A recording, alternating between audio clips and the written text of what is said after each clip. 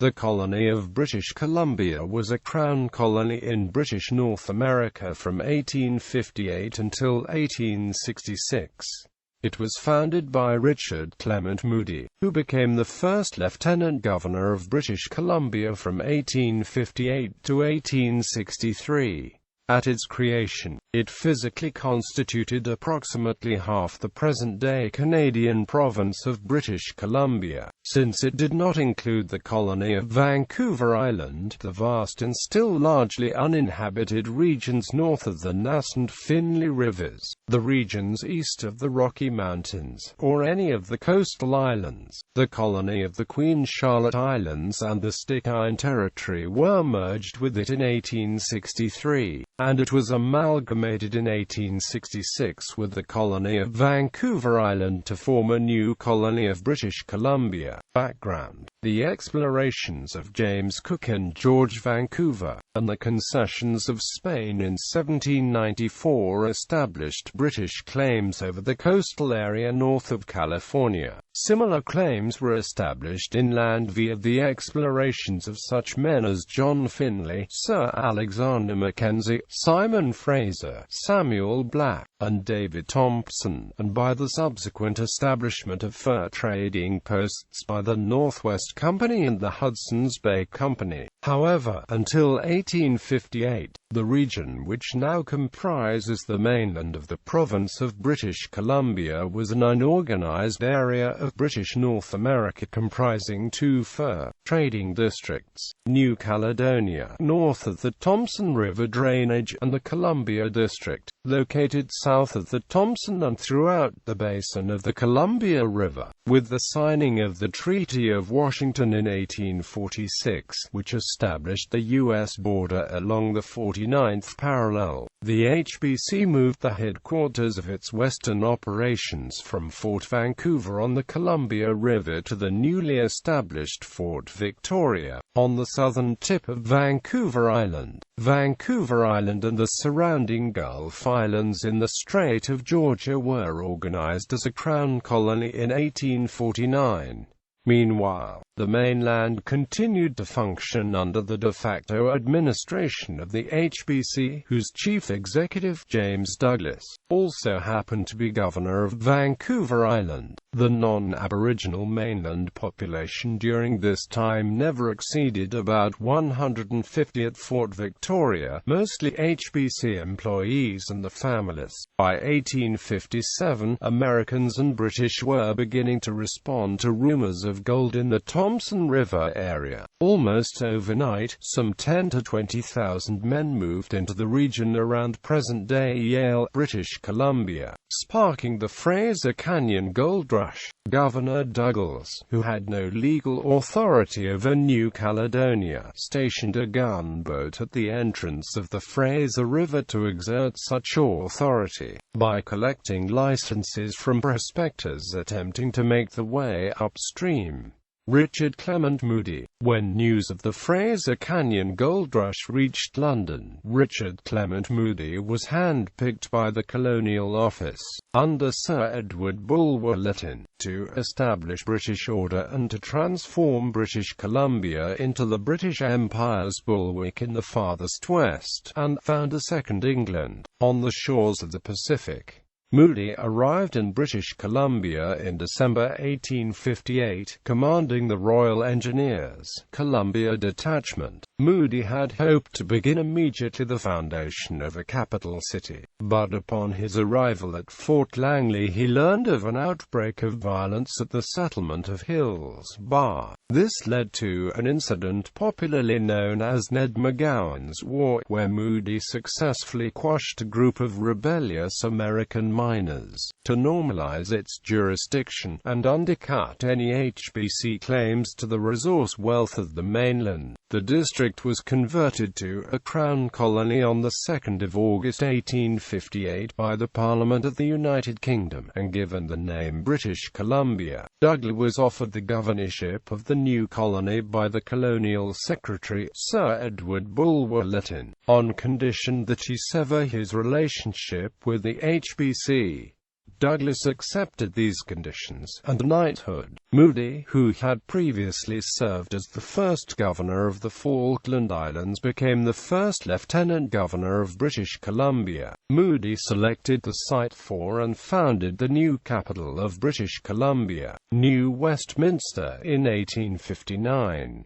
He selected the site due to its strategic control of the mouth of the river, its defensibility, and its suitability as a port, but he was also struck by its natural beauty, writing, "The entrance to the Fraser is very striking, extending miles to the right and left are low marshlands and yet a farther background of superb mountains, Swiss in outline, dark in woods, grandly towering into the clouds. There is a sublimity that deeply impresses you.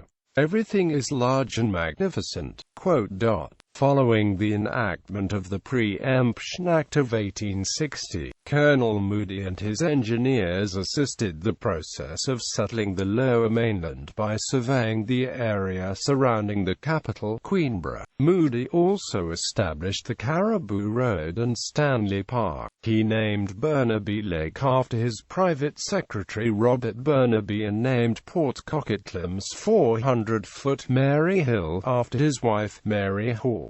Port Moody in British Columbia is named after him. Governorship of Sir James Douglas. The influx of people into the new colony required Douglas to act quickly in drawing up regulations and creating infrastructure. Magistrates and constables were hired, mining regulations drawn up, and town sites surveyed at Yale, Hope and Fort Langley to discourage squatting on Crown land. In addition, roads were constructed into the areas of greatest mining exploration around Lillooet and Lytton. The colony, however, was not immediately granted a representative colonial assembly, because of uncertainty as to whether the gold rush would yield a stable, settled population. Douglas, who had endured unhappy conflicts with the assembly on Vancouver Island, was relieved. The rush indeed was short-lived, and the exodus of miners, speculators, and merchants was already underway by the time the Royal Engineers had laid out the colony's new capital at New Westminster. Prospecting continued, however, and additional finds farther inland in the Caribou region in 1860 signaled an impending second gold rush. Provisioning was already proving to be an acute problem, and with more distant finds it became clear that wagon trains would have to replace pack horses, necessitating new infrastructure. By 1862, the Caribou Gold Rush, attracting an additional 5,000 miners, was underway, and Douglas hastened construction of the Great North Road up the Fraser Canyon to the prospecting region around Barkerville. By the time of this gold rush, the character of the colony was changing, as a more stable population of British colonists settled in the region, establishing businesses, opening sawmills, and engaging in fishing and agriculture. With this increased stability, objections to the colony's absentee governor and the lack of responsible government began to be vocalized. Led by the influential editor of the New Westminster British Columbian and future Premier, John Robson, a series of petitions requesting an assembly were ignored by Douglas and the Colonial Office until Douglas was eased out of office in 1864.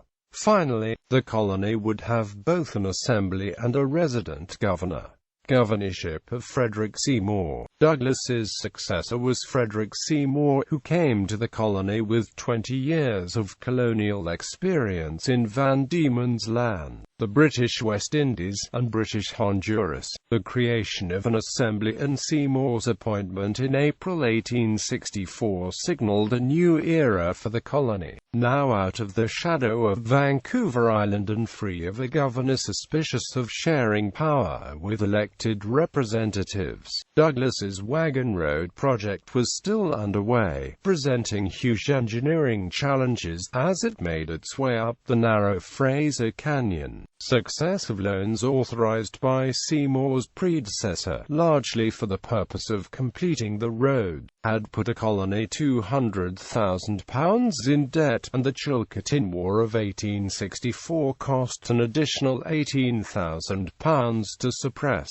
Seymour himself made the difficult journey through the Great Canyon of the Homathko and Rainbow Range as a show of force and participation in the hunt for Klatsassin, the Silkuon war leader, but the armed expedition reached a denouement when Klatsassin surrendered on terms of amnesty in times of war, only to be tried and hanged for murder, as Seymour had not endorsed the terms. On Seymour's return overland, he made a tour of the Caribou minefields, and along the Fraser Canyon, which made him increasingly convinced of the colony's future prosperity. On returning to the capital, however, fiscal reality set in as it became clear that British Columbia's indebtedness was getting worse, even as the colonial administration took drastic measures to augment revenues and improve the road system to attract prospectors and settlers. The economic situation grew increasingly dire, and agitation grew for an amalgamation of the two colonies. Seymour opposed this proposal, but with pressure from various quarters of the colonial government, he eventually relented, recommending that British Columbia be the dominant partner, and that the capital be located at New Westminster. The two colonies were united by an Act of the British Parliament, and proclaimed on 6 August 1866. Governors: Sir James Douglas, 1858–1864. Frederick Seymour, 1864–1866. Colonial Assembly. Members 1863–1864. Arthur Nonnis Birch, Colonial Secretary and Presiding Member. Henry Perring Pellew Crease, Attorney General. Wyman Ogilvie Hamley, Collector of Customs. Charterbrew, Magistrate. New Westminster. Peter O'Reilly, Magistrate, Caribou East. E. H. Sanders, Magistrate, Yale. Henry Maynard Ball, Magistrate, Lytton. Philip Henry Nind, Magistrate, Douglas. Joshua Homer, New Westminster District. Robert Thompson Smith, Yale and Lytton District. Henry Holbrook, Douglas and Lillooet District. James Orr, Caribou East District. Walter Shaw Black, Caribou West District. Members 1864–1865. Arthur Nonnis Birch, Colonial Secretary and Presiding Member. Henry Perring Pellew Crease, Attorney General. Charles William Franks, Treasurer. Wyman Ogilvie Hamley, Collector of Customs. Charterbrew, Magistrate. New Westminster. Peter O'Reilly, Magistrate, Caribou. Henry Maynard Ball, Magistrate, Lytton. Andrew Charles Elliott, Magistrate, Lillooet. John Carmichael Haynes, Magistrate, Osoyoos and Kootenay. Joshua Homer, New Westminster District. Clement Francis Cornwall, Hope, Yale and Lytton District. Henry Holbrook, Douglas and Lillooet District. George Anthony Walcombe, Caribou East and Quesnel Forks District. Walter Moberly, Caribou West and Quesnelmouth District. Members 1866. Henry Maynard Ball, Acting Colonial Secretary and Presiding Member. Henry Perring Pellew Crease, Attorney General. Charles William Franks, Treasurer. Joseph Trutch, Chief Commissioner of Lands and Works and Surveyor General. Wyman Ogilvie Hamley, Collector of Customs.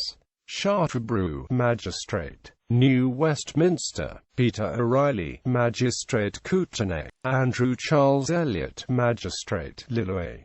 John Carmichael Haynes, Magistrate, Osoyoos and Kootenay.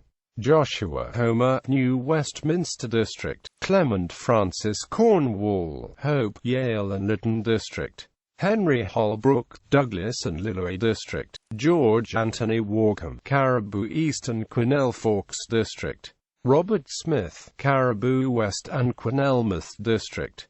Supreme Court. In 1858, the British government sent over Matthew Bailey Begbie as Chief Justice for the colony. Although trained at Lincoln's Inn, he had never practiced law, but soon published rules of court on a timetable of sittings.